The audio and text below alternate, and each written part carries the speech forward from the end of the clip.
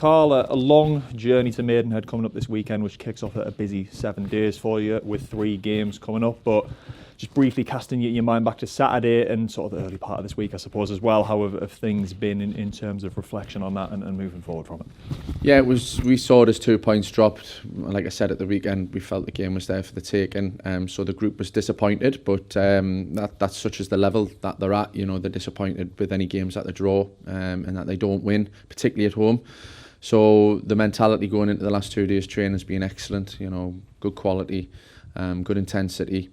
And Maidenhead is a tough place to go, as we know. Don't take any notice of the league. They've had some decent results there this season, notably against Barnet. So we know that we're going to have to be at our best. But in terms of reaction from the weekend, it's been really good. Reflecting on the game briefly, from a personal point of view, you know, we need to make sure, as a coach and staff and me as a manager, that we're putting the pieces of the puzzle in the right place, and arguably in 1 or 2 areas didn't get that right. So it's been a good learning game from that perspective, just to make sure that we're getting players in the right positions to be totally effective for the team. So we're looking forward to Maidenhead and making sure that's all sorted and attack the game as we usually do. Yeah, you mentioned in terms of it being a learning game, I suppose a learning period so far since you've been in the building as well, in terms of yourself and the rest of the coaching staff. So I suppose how much reflection has there been from a coaching team standpoint, as well as I suppose reflecting on the players and what you're expecting of them, and also sort of how all of the boys that you don't necessarily know are fitting into the way that you want them to play and all that kind of thing at the minute?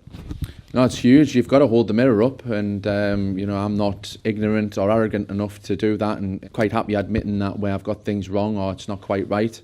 I think it's important to do that. So we're always reflecting. I think when I first come in, and I talked about how much I knew the squad, but actually when you look at the game at the weekend, only 4 players in the starting lineup are players that I worked with last season. So getting to know the new lads over the summer has been important, particularly positionally and where they can be most effective. So we have to help them to be most effective for the team. And like I said, arguably 1 or 2 areas we haven't got that right. We're aware of that, and going into Maidenhead, we want to make sure that everyone's in the positions where they can be most effective for the team. But it's really important that we as a coach and staff reflect and make sure we're honest about these things, and then go forward with a positive mindset and get things right. Yeah, and you touch on Maidenhead there, of course. I mean, I was going to say a long journey. I'd probably say that every single away game. But with Maidenhead specifically, when you look ahead to that, how are you looking ahead to that at the minute? Obviously, they're a side who, although some supporters might look at the league table, they're a side who have no issue taking points and taking scalps off teams higher up the leagues, as they have done pretty much ever since they've been in the National League, really. Yeah, they've survived in the National League for a long time. You know, really difficult place to go.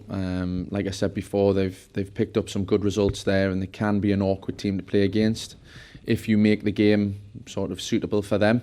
So we have to make sure that we take their power away, and that it's all about us, and that we're really brave and implement our style. We've watched clips of them. We know exactly what we want to try and achieve, and it's just about getting that clarity to the players now, giving them the confidence to go and play there. But yeah, we don't look at the league table. I certainly don't. I advise the players that they don't, and you just attack every game as it comes, and I think that's the best approach, because the second you underestimate any team at this level, you get stung and you don't get the points that you particularly want.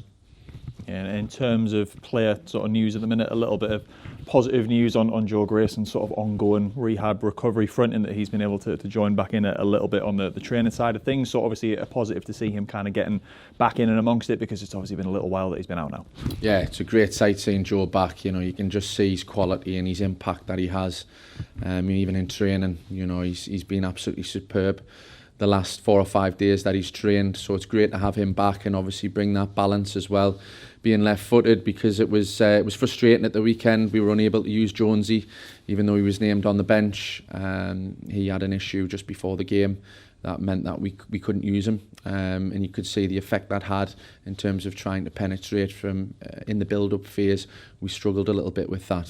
So seeing Joe back with that option of balance, and Jonesy still sort of recovering, maybe he's touch and go for the weekend, having that option of Joe is vitally important for the team. He's such a good player, and it's great to see him training at that intensity as well. You know, he's trained at a real high level, and he's he's looking really fit. So Fraser's done a great job of getting him conditioned to the level where he's affecting training at the level that he is. And I mean, obviously you mentioned Joe a little bit there, but in terms of the general picture on things, I know you mentioned Dan Jones there a little bit as well. How is everything sort of looking ahead of the weekend now?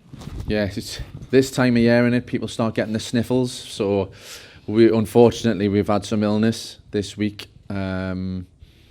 So it could impact decision making on the starting lineup. And you know, these are the hurdles that you have to get over. Look, we're a good enough team, good enough squad to adapt to that. But yeah, we have had a few players not reporting for training this week, and you know, maybe something's going round. Let's hope none of them get struck down by between now and the weekend. But yeah, whatever we've got available, we know it's a team that's capable of going and getting 3 points.